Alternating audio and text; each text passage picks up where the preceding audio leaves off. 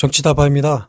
자, 오늘은 여권 유력 대선 후보인 이재명 경기지사의 일각에서 제기된 더불어민주당 탈당설과 관련 이재명 지사께서 민주당 지지자와 문재인 대통령님 지지자들이 압도적으로 응원하는데 왜 내가 나가느냐?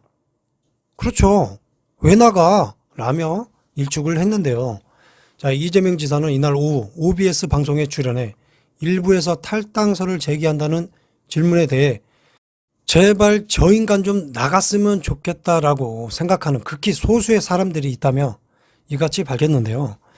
자, 저는 2005년부터 16년간 계속 민주당원인데 왜 탈당을 하느냐고 반문했습니다. 극히 소수의 소망사항을 그렇게 말하는 것이라고 선을 그었습니다. 자, 아울러 이 지사는 정세균 총리 이외에도 당내 제3 후보론이 나오는데 섭섭하지 않느냐는 질문에는 저는 안 섭섭하다. 섭섭할 사람은 따로 있다. 그 섭섭할 사람은 대선 선호도 2등을 하시는 분이 섭섭할 것이다. 왜 그냐? 저는 누군가를 상대해야 하는데 저보다는 대체 당할 수 있는 분이 억울한 거 아니겠냐. 그렇죠? 현재 각종 여론조사로 볼 때 2등을 하고 있는 아마 이낙연 대표를 지칭한 걸로서도 보입니다. 자, 저도 언제든 2등, 3등 할 수 있지만 형 국면으로 본다면 제3 후보는 저보다는 먼저 2등을 제쳐야 할 것이라며 더구나 저는 제3 후보에 관한 여론조사를 본 일이 없다라고 말했습니다. 그러면서 저의 위치를 굳이 골푼제로 본다면 성골, 진골, 육두품도 아니고 향소 부곡 출신 정도일 것이라고 덧붙였습니다. 자, 이재명 지사는 포퓰리스트라는 비판을 두고는 일회성 정책을 만들어서 국민을 현혹하면 넘어가리라 생각하는 것 자체가 국민을 무시하는 것이라며 돈 몇십만 원 준다고 혹해서 지지하지 않는 걸 지지한다는 건 국민을 폄훼하는 것이고 제가 진정한 포퓰리즘 정책을 한다면 국민한테 심판받을 것이라고 말했습니다.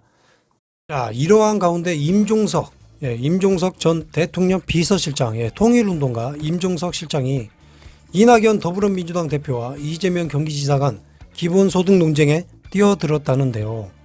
이재명 지사의 언행을 작심 비판하며 이낙연 대표의 엄호에 나섰습니다.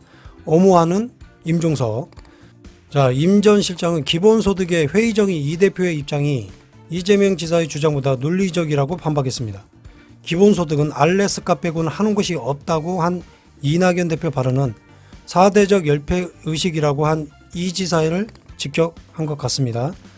임 전 실장은 이재명 지사가 이낙연 대표의 지적에 화를 많이 냈다며 알래스카 외에는 하는 곳이 없고 기존 복지제도의 대체제가 될 수 없다는 이낙연 대표의 표현이 그렇게 틀린 말도 아닌데 말이다 라고 했습니다.